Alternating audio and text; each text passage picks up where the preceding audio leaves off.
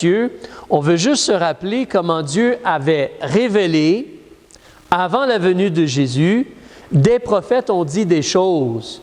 Malachie est un prophète, plus ou moins 400-450 ans avant Jésus-Christ. Il a dit des choses. Et si tu regardes au chapitre 3, verset 1, le message de Dieu ici, « Voici, je vais envoyer mon messager. Il va préparer la voie devant moi. » Si c'est comme Dieu qui parle, Dieu va venir devant moi. Moi, c'est comme Dieu. Le messager va venir avant pour préparer le chemin pour Dieu qui s'en vient. Comme si quelqu'un vient à l'avant et dit « Attention, Dieu va venir là. Dieu est là. Le roi, il est là. » Le messager, donc, il va venir avant. Il va préparer la voie devant moi. Et soudain, donc les gens ne s'y attendront pas, soudain entrera dans son temple. À Jérusalem, il y avait le temple. Soudain entrera dans son temple le Seigneur. Oui, c'est Jésus-Christ, mais c'est comme le Seigneur Dieu. Soudain va entrer le Seigneur que vous cherchez, le Messie, le Sauveur que vous cherchez. Virgule, et l'ange de l'Alliance. Ici, le mot ange, c'est dans le sens de la signification. Le mot ange veut dire un messager. Donc, on dit ce sont des anges, des messagers au service de Dieu, des gens qui servent Dieu, mais le mot ange veut dire messager. Donc, Jésus, dans ce sens-là, il est messager. Il est le messager de l'Alliance parce que tu te rappelles, nous, on a vu en Jérémie, Dieu a parlé de faire une nouvelle alliance. On a vu quand juste avant de décéder, Jésus a institué le repas, là, avec la coupe, avec le pain, puis il a dit, ça, c'est le sang de la nouvelle alliance. Donc, Jésus, c'est le messager de l'alliance que vous désirez. Voici, il vient, a dit l'Éternel des armées. Donc, à travers ce prophète-là, Dieu avertit le peuple juif et tout le monde que le messager qu'on cherche, que justement le Seigneur ou l'ange, le messager de l'Alliance, il va venir, il va entrer dans son temple. Et avant lui, il y a quelqu'un qui va préparer son chemin. C'est le messager. Les Juifs, donc, connaissaient, avaient lu ce livre-là. On parlait de ce livre-là, de cette promesse-là dans les synagogues. Si tu tournes la page et tu regardes au chapitre 4, il y a une autre promesse qui se rapporte en réalité à la même personne. Celui qui annonce la venue. Chapitre 4, verset 5. Ici, Dieu avertit son peuple. « Voici, je vais vous envoyer Élie le prophète, avant que le jour grand et redoutable de l'Éternel vienne. » Donc, les Israélites attendaient un messager qui va venir, attendaient un Christ, un sauveur qui va venir. Ils attendaient que Élie revienne avant cela. Ils avaient cette information-là, c'était enseigné dans les synagogues. Mais est-ce qu'ils avaient des oreilles pour entendre et un cœur qui veut recevoir? Là, allons dans Matthieu chapitre 11. Si vous avez pu lire Matthieu chapitre 11, on va en parler ensemble. Matthieu chapitre 11, page 15. On se replace un petit peu dans le contexte. Matthieu chapitre 10, si tu veux regarder dans les premiers versets, Jésus a établi 12 apôtres. Et d'après chapitre 10, verset 5, Jésus les a envoyés pour prêcher. Et il leur a donné des ordres. On a étudié ou lu cela dans les semaines précédentes. Rendu au chapitre 11, verset 1, eux, ils sont partis là, faire leur travail. C'est là que chapitre 11, verset 1, après que Jésus eut achevé de donner ses ordres à ses 12 disciples, eux ont été. Mais il, au singulier, Jésus, il est parti de là pour aller enseigner à son tour lui-même, pour aller enseigner et prêcher dans leur ville. J'aimerais t'encourager à considérer ici, Jésus, c'est un excellent exemple. Parce que Jésus, ce n'est pas le genre de personne que « Hey, toi, va faire cela! Hey, toi, va faire cela! » Puis lui, il reste là assis, puis il ne fait rien, puis peut-être il boit un petit peu, puis il relaxe. Non, Jésus, c'est quelqu'un il dit aux gens « Allez faire cela », puis lui-même, il va y aller aussi. Donc, il a envoyé ses disciples prêcher, mais lui-même est allé dans les villes enseigner et prêcher. Lui-même a fait cela. Il montre l'exemple. On dit, il va mettre la main à la pâte. Il va dire aux gens, on va aller servir Dieu, puis lui-même va aller servir Dieu. Ensuite, au verset 2, on parle un peu de M. Jean, qui en réalité, ce n'est pas Jean l'apôtre, c'est Jean le Baptiste. Jean le Baptiste, il est en prison. On sait qu'il est en prison, on l'a lu, si tu recules au chapitre 4 de Matthieu, Matthieu chapitre 4, on avait lu cela au verset 12, lorsque Jésus a débuté son ministère, justement, il s'est retiré vers la Galilée après avoir appris cela. Chapitre 4, verset 12. Jésus, ayant appris que Jean avait été mis en prison, se retira dans la Galilée. Alors Jean, il est en prison au chapitre 4, chapitre 5, chapitre 6, chapitre 7, chapitre 8, chapitre 9, 10, et rendu au chapitre 11, il est toujours en prison, il semble. Combien de temps est-ce qu'il s'est écoulé entre le chapitre 4 et le chapitre 11? Ce n'est pas facile de savoir. Mais on sait que ce n'est pas la fin. Jésus a eu un ministère pendant 3 ans. Ce n'est pas la fin. Donc, ça ne fait pas 3 ans qu'il est en prison. Quand on compare les événements dans le ministère de Jésus, peut-être que c'est plus que 6 mois et peut-être moins que 18 mois. Donc, peut-être autour de 1 an, peut-être un peu plus qu'1 an que M. Jean est en prison. Peut-être un petit peu moins. C'est pas facile de savoir. Mais imaginez si ça fait comme 10, 11, 12 mois qu'il est en prison, Jean. Et là, ce n'est pas une prison là comme, justement, une prison où on a tout ce qu'on veut et on a toutes les possibilités et tout cela. C'est une prison comme dans ce temps-là où vraiment, si tu manges, c'est une bonne chose. C'est vraiment, les conditions ne sont pas faciles. Alors on te dit que Jean, ayant entendu parler dans la prison de ce que le Christ faisait, envoya 2 de ses disciples pour lui dire. Donc Jean, il est en prison, il y a encore des personnes qui peut-être restent en contact avec lui, et il va envoyer donc 2 de ses disciples pour dire à M. Jean, pour aller demander à Christ, es-tu celui qui doit venir ou devons-nous en attendre un autre au verset 3? Est-ce que toi, tu es celui qui devait venir ou est-ce qu'on va en attendre un autre? Si tu connais un peu la Bible, tu sais que c'est Jean lui-même qui a dit, ça c'est l'agneau de Dieu qui ôte le péché du monde. Jean a baptisé Jésus. Jean a clairement pointé les gens vers Jésus. Mais ici, tu as déjà lu cela, hein? Jean, il est là, il est en prison, et Jean se demande, est-ce que c'est toi vraiment qui devais venir? Jean, tu te rappelles, il a prêché, repentez-vous, car le royaume des cieux, ou le royaume de Dieu, approche. Mais c'est un peu bizarre, il est en prison présentement, Jean. Peut-être que Jean peut se demander, il est où le royaume de Dieu? Qu'est-ce qui se passe? Est-ce que j'ai pris un mauvais chemin? Est-ce que je me suis trompé à un tournant? Est-ce que je suis égaré ou quelque chose?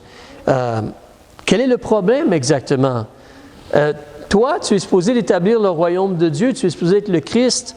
Es-tu vraiment celui qui devait venir? Pourquoi est-ce que... Puis lui, il est en prison là.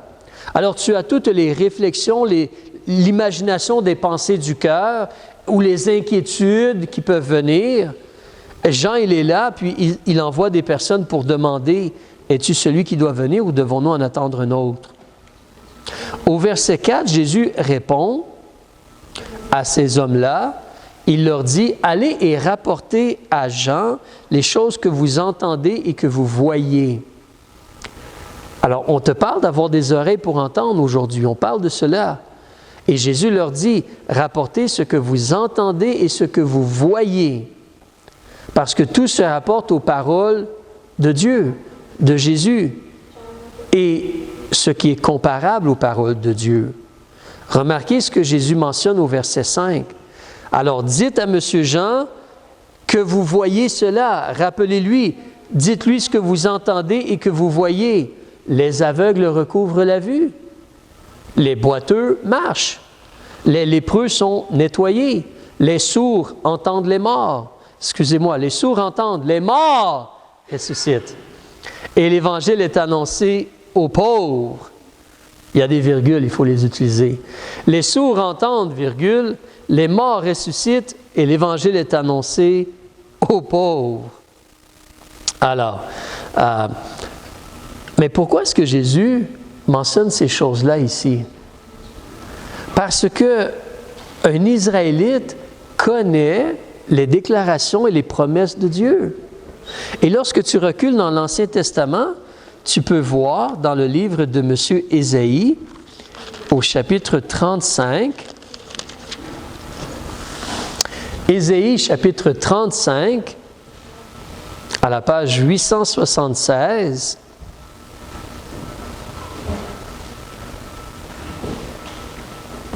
tu peux voir donc au verset 4, on te mentionne ce qui va se produire quand le Messie va venir. Alors au verset 4, on dit « Dites à ceux qui ont le cœur troublé, prenez courage et ne craignez plus. Voici votre Dieu, comme Dieu va venir sur la terre. La vengeance viendra, la rétribution de Dieu. Il viendra lui-même et vous délivrera. » Et quand Dieu va être là, qu'est-ce qui va se produire? Au verset 5, les yeux de l'aveugle ou les yeux des aveugles vont être ouverts. Les oreilles des sourds vont être débouchées. Le boiteux va sauter comme un cerf et la langue du muet va chanter de joie. Donc, quand on voit ces choses-là se produire, les gens être guéris de façon miraculeuse, des gens qui sont muets se mettre à parler, des sourds qui peuvent entendre, des aveugles qui voient, des boiteux qui peuvent sauter et courir, c'est une démonstration, une preuve que le Messie, il est là. Le Messie, il est là, puis il agit, il guérit les gens. C'est une façon de pouvoir savoir que le Messie est là, que ça, c'est le Messie. Et si tu avances aussi au chapitre 61 en Ésaïe, Ésaïe chapitre 61, à la page 904, une autre réalité de quand le Messie va venir, au verset 1, on te dit « L'Esprit du Seigneur de l'Éternel est sur moi, car l'Éternel m'a oint pour annoncer la bonne nouvelle aux affligés. » Le message de la bonne nouvelle est annoncé aux gens. Quand le Messie va être sur la terre, il va faire des miracles, il démontre qu'il est le Messie, il démontre la puissance de Dieu, puis la bonne nouvelle est annoncée aux pauvres. Elle est annoncée aux gens. Retournons dans le livre de Matthieu, ce que nous étions en train de lire. Matthieu chapitre 11. Alors, Monsieur Jean le Baptiste était en prison et pendant qu'il était en prison, il semble douter un peu, il semble s'inquiéter un peu, il semble manquer de foi un peu que Jésus est le personnage. Donc, il va envoyer 2 disciples. Est-ce que c'est vraiment toi le Messie? Est-ce que c'est vraiment toi qu'on devait attendre? Et la réponse de Jésus, regardez ce que vous voyez, ce que vous entendez et allez dire cela à Monsieur Jean. Qu'est-ce qu'il voit? Il voit des aveugles qui se mettent à voir, des boiteux qui marchent, des lépreux qui sont nettoyés, des sourds qui entendent, les morts qui ressuscitent. L'Évangile est annoncé aux pauvres. Jésus est en train d'utiliser les mots, les paroles des prophètes pour rappeler à M. Jean, regarde, on avait prophétisé cela et regarde, pendant ma vie, ça s'accomplit. Ça démontre, ça prouve que je suis vraiment le Messie, que je suis vraiment le Sauveur. Celui qu'on attend. Alors, on avait lu le verset 5, on est rendu au verset 6. Ensuite, Jésus ajoute une autre phrase, il dit « Heureux », comme vraiment béni, est celui qui ne se scandalisera pas de moi.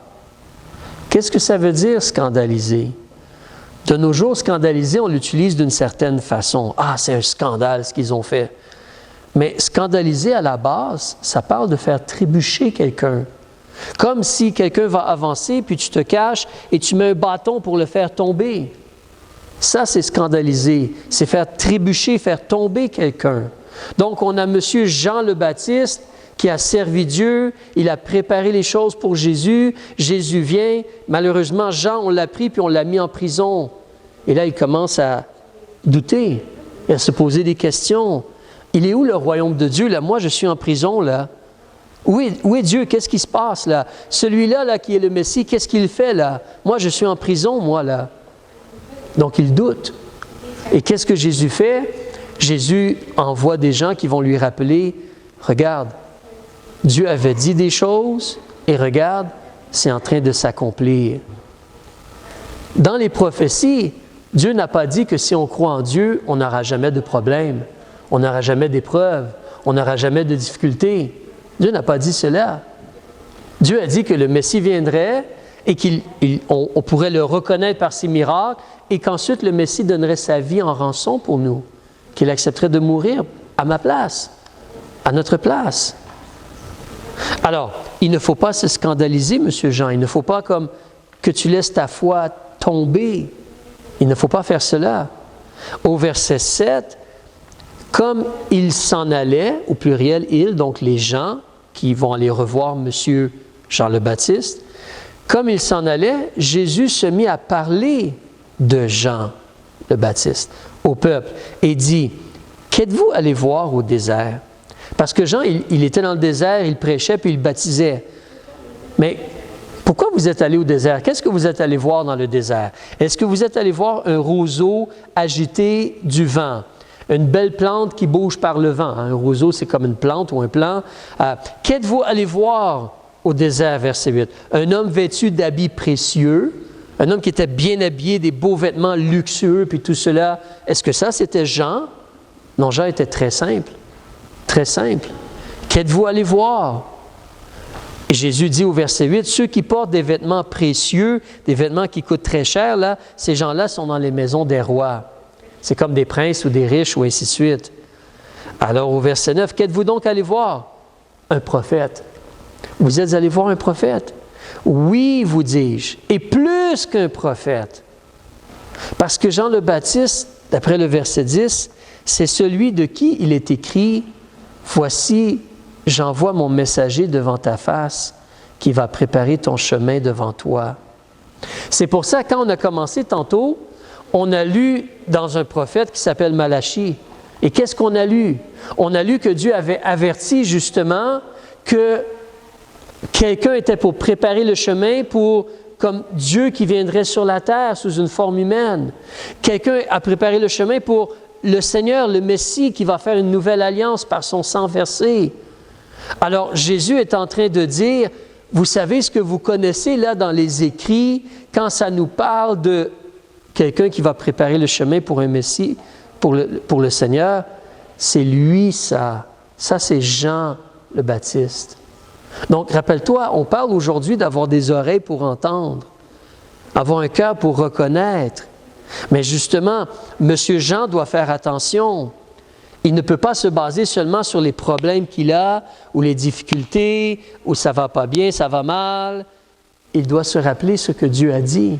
Il doit se rappeler ce que les écrits de Dieu disent, qui démontrent que oui, ça c'est le Messie, puis oui, c'est en train de s'accomplir. Des gens sont guéris, comme Dieu en avait parlé. Toi, tu es présentement en prison, mais le Messie, il est là, puis il fait son ministère. Des gens sont aidés. Je suis sûr que Jean, il aurait aimé cela, sortir de prison. Ça, c'est certain. Mais pour l'instant, il doit accepter ce que Dieu permet dans sa vie. L'épreuve de sa foi, le problème qu'il a. Mais Jésus est quand même le Messie, et Jésus est quand même là, et il y a quand même des gens qui sont guéris, et tout. Donc, tu vois ici que Jésus, il utilise la parole de Dieu pour rappeler aux gens, ça, c'est vraiment celui qui devait venir. En passant, c'est vraiment frappant ici parce que si tu portes attention, quand Jésus, il dit, vous savez, dans les prophètes, quand ça parle que quelqu'un doit venir, le messager doit venir pour préparer le chemin pour le Seigneur qui va entrer dans le temple, quand Jésus dit cela, il est en train de publiquement dire, je suis le Messie. Je suis celui qui va entrer dans le temple. Jean, c'est celui qui a préparé le chemin pour moi.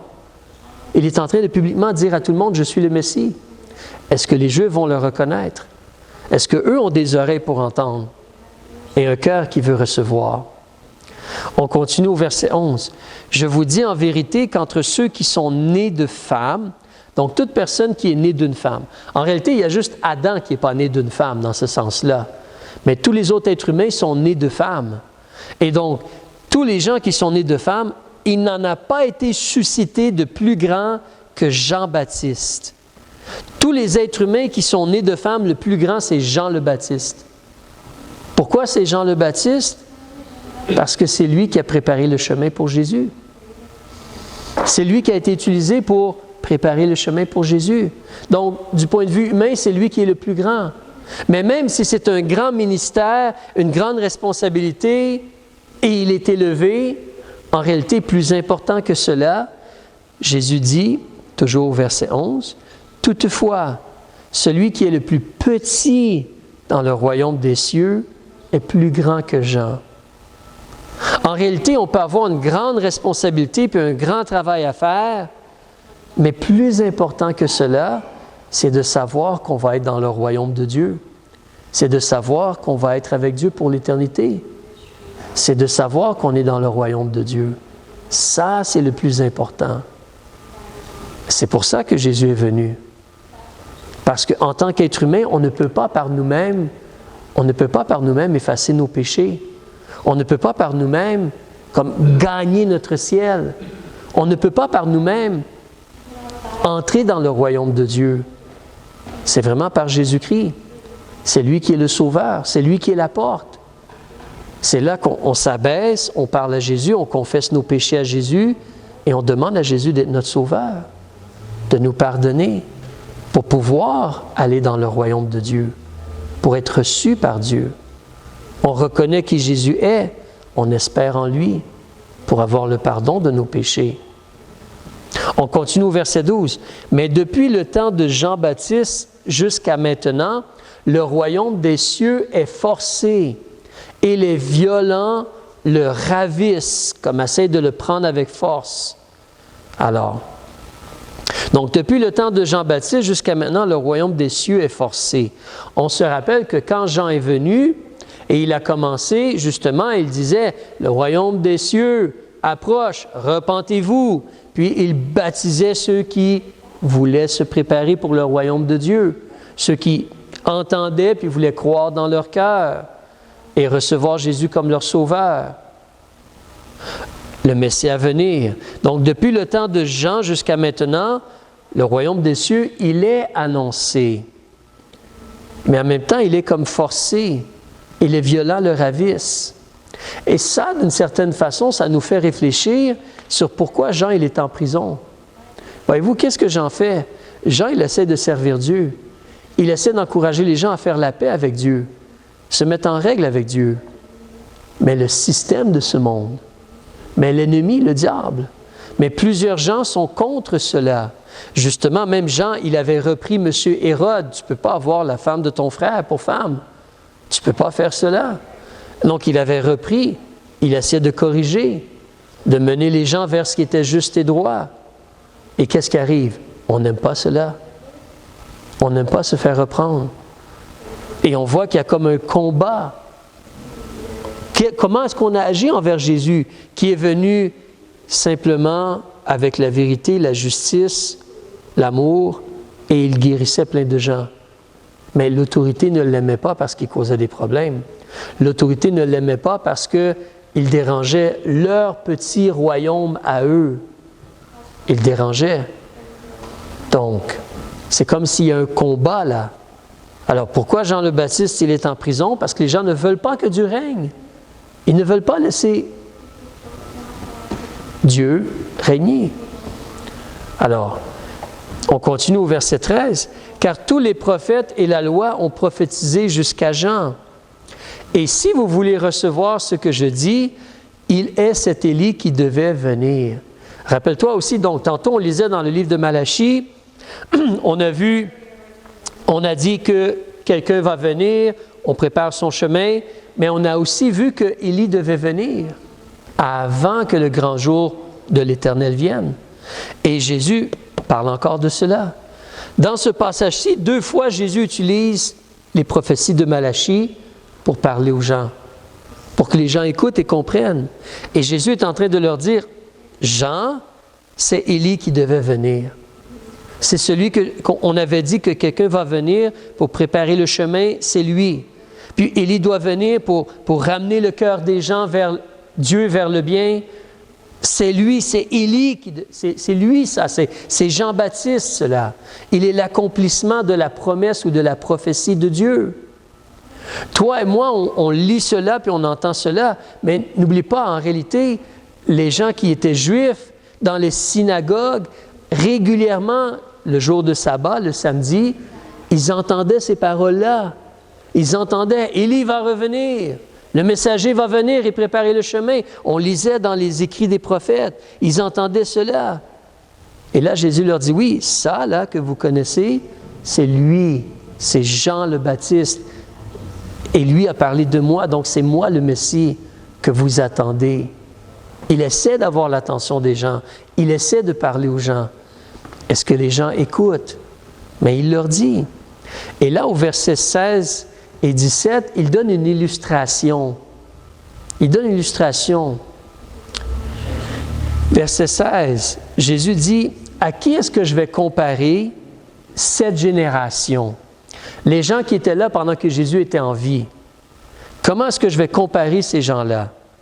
Ces gens-là ressemblent à des petits-enfants qui sont assis dans le parc, dans la place publique. Ils sont assis et ils crient à leurs compagnons, les autres enfants, puis ils disent « Hey, écoutez, on a joué de la flûte, là, on a joué des instruments, puis vous n'avez pas comme chanté ou dansé. Puis, à la place, on a donc chanté des plaintes, donc on s'est réjoui, vous ne vous êtes pas réjouis, puis là, on se plaint, puis vous ne vous plaignez pas. Mais qu'est-ce que vous voulez au juste? Hein? On essaie de faire quelque chose, puis les gens ne chantent pas, puis ne dansent pas. On essaie donc de faire des plaintes à la place, puis vous ne pleurez point. En d'autres mots, qu'est-ce que vous voulez avoir? Pourquoi vous ne réalisez pas qu'est-ce qui se passe? Pourquoi vous ne comprenez pas ce qu'on essaie de faire? Pourquoi vous restez juste là, puis c'est comme, non, on ne participe pas, on ne fait rien. Vous restez là. Verset 18. Parce que Jean, quand il est venu, si tu te rappelles, Jean, il avait un menu assez particulier. Quand tu lis dans la Bible, est-ce que quelqu'un se rappelle qu'est-ce que Jean mangeait? Des sauterelles. Oui, la Bible dit que Jean mangeait des sauterelles et du miel. Parce qu'il faut mettre un peu de goût sur la sauterelle. Hein? Je n'ai jamais mangé de sauterelle. Mais il mangeait des sauterelles et du miel. Il était comme dans les déserts. Il vivait simplement. Alors quand les gens ont vu cela, ils ont dit, il a un démon. Il est trop bizarre, lui. Il est trop bizarre. Alors, verset 19, Jésus est venu. Quand Jésus est venu, il mangeait avec les gens. On l'invitait, puis il allait manger chez les gens. Il mangeait, il buvait. Et il était un ami des péagers. Les péagers, c'est ceux qui ramassaient les impôts. Jésus était un ami des péagers et des pécheurs.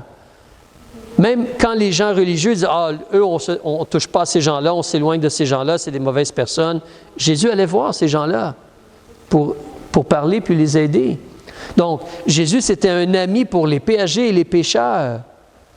Mais les gens ne veulent pas recevoir Jésus.